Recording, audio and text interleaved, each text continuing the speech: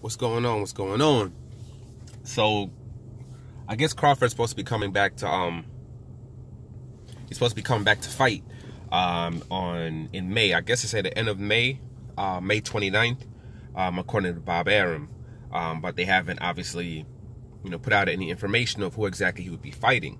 So there's some kind of thoughts going on. It's like, oh, is he going to fight Manny Pacquiao? Because Manny Pacquiao says he's going to fight probably at the end of May.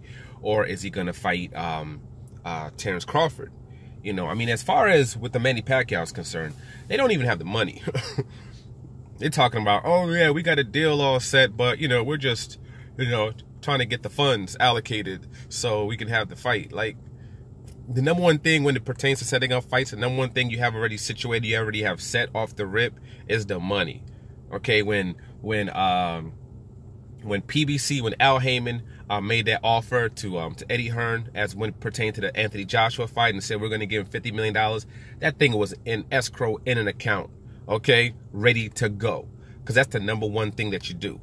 If you don't have the funds, there's no point in talking about anything else. So that's all BS anyway. I've said it a million times. I've been saying it. That fight's not happening. It was never going to happen. They just talk. They like to just, put that information out there. And they've been doing that for years, and nothing has come to fruition. If they had the 40 M's, like they said they would get for Manny, will Manny do that fight? Yeah, because it's 40 M's. So, to get 40 M's off the fight like that, absolutely, yes, he'll do it. But they don't got the funds. So that fight's not happening. Now, as far as, and they know it's not going to happen, So now, when it pertains to, let's say, somebody like a Sean Porter, right? If this was a fight they really wanted, this is the fight they would have been focused on the whole time. This is a fight that they would have been negotiating. They would have been getting to get the numbers right, and they would have pretty much had it ready to go. Because this is something that would take a while to negotiate. Because Sean Porter's not taking a 25% cut. People are like, oh yeah, the fight needs to be mandated, blah, blah, blah, blah. It doesn't matter even if the fight was mandated. It's just due to the fact that he's not taking no damn 25% cut. He's not taking funds and monies that he could make fighting other low-tier fighters. He's going to pay as much as he weighs. That's what it's going to be when it comes to him. So because of that, I don't see the fight happening. I'm not sure if this is a fight they would put on pay-per-view if they were to have it. ESPN, Top Rank, they're horrible when it comes to promoting their boxing events. I mean, they're great when it comes to the UFC. When it comes to boxing, they're just horrible. So I don't know how it would even work, but I don't see it happening. I don't think it's a fight that they want to happen. It's not going to, they don't want to put Terrence Crawford into a situation. I'm not saying Terrence Crawford is scared. I believe there is a game plan that Top Rank has and Bob Arum has. And I believe, Terrence Crawford is cool with that game plan. And he goes ahead with that game plan. That's why he's in the space and he's in the situation that he's in. That's why he signed that long extension as well. Because he's okay with the status quo. He's okay with the way things are going. Like Bomac said, why not make $3.5 million fighting bums? So they'll look at a fight like this and say, hey, I could lose this fight. What am I going to make off of it? This is probably, 2 fights for me? So why am I going to put myself into a space where I can just be all effed up where, shoot, I can be good and I can make this bread. And especially also, if his deal really is over in October, why the hell would he put himself into a situation where he could lose a fight right before the renegotiations come about? Why would he take that leverage off of himself? That would be stupid. You're literally a couple of months away. It's May, June, July, August, September, October. It's March, April, May, June, July, August, September, October. 7 months. You're 7 months away from being free, where everybody and their mother is going to be throwing all kinds of money at you.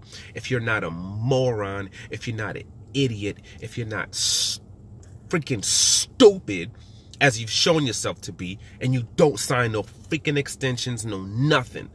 You just do the fights that you're supposed to do. You get out that contract. Do you understand the money PBC would be throwing at him? Do you understand the money that freaking, the money that the Zone would be throwing at him? Do you know the type of money maybe even a company like Triller might throw at him? You're talking about a bidding war when it comes to this guy. You're talking about being able to sign a crazy deal with someone like PBC, make a ridiculous amount of money, maybe 1 fight, 2 fights, be before you do an Earl Spence fight. And after you do the Earl Spence, maybe one fight, BS fight, get paid a boatload of money. Then after that, boom, go into an Earl Spence fight and make a killing off that fight. Where it doesn't matter if you win or lose, you know they're going to treat you right. You could have a rematch clause in there when you know you're going to make a killing at least twice and have nobody else taking money out of your pocket. This guy has 20 to 30%, I think 30% being taken away from him by Bob Arum. You got another 8% that's being taken away from his other promoter. He's getting a ridiculous amount of funds taken away from him. A ridiculous amount of funds taken away from him. He can put himself into a space where no one is in his pockets. You know what I mean? With Al Heyman, he doesn't take much. He takes anywhere from 3, I think, to 15 maybe %. But then you're getting all these other things like television deals and all these other things that I know he is not getting from Top Rank. He'll be able to get under Al Heyman and PBC. You know, so that's just what it is. So even honestly, even if Bob Arum wanted him to fight Sean Porter and was willing to do it, he shouldn't do it. Yeah, I said it. He shouldn't fight Sean Porter. He shouldn't put himself into any situation. At this point, there's no point in you having these dudes take money out of your pocket. You're better off not even doing the fight. Do whatever low-tier fight you have to do. Or if they don't give you that low-tier fight, just wait till after October. Wait till they give you them. If they quote were able to somehow give too many pack fight, you do that fight. But if not, you just wait till October, man. Wait till October. And after October, then you sign that deal. You know? Then you sign that deal to do the fight. You know, but I don't see it happening. You know what I mean? Because I think he's content with where he is. I think he's going to sign the extension with Top Rank. Top Rank is not going to let him fight Sean Porter because he could lose his belt. He could put himself into a situation where he loses his belt, he takes a loss, and they're just not going to have that. You know, they're going to make sure that he's in a space where he's pretty much going to win every fight. You know, has a great chance of winning every single fight, unless it's against someone that's signed to them, where if he does lose, they'll still great because they still get everything from it. Like Teofimo Lopez and Lomachenko. Lomachenko wins that fight, they're great. Lomachenko lost that fight, but they're still good because the person that beat him is under Top Rank. It's under their banner. So they're fine. You know, so they're absolutely fine. And this is their motto. This is their blueprint. This is how they do their things. And I always say, forget what everybody else is saying. Forget what's coming out of their mouths. Go by what their history is. Go by what they've always done. You know what I mean? And that'll tell you what they're going to do in the future. That's why when it comes to like somebody like Eddie Hearn, I'll say certain things. We'll be like, oh, because guys are scared of this fighter. Oh, guys, this guy wants all the smoke. I'm like, no, he doesn't. It's all bullish. If they're just playing the same game as they have done with all their other fighters. But for whatever reason, when it comes to this particular fighter, you think something is different.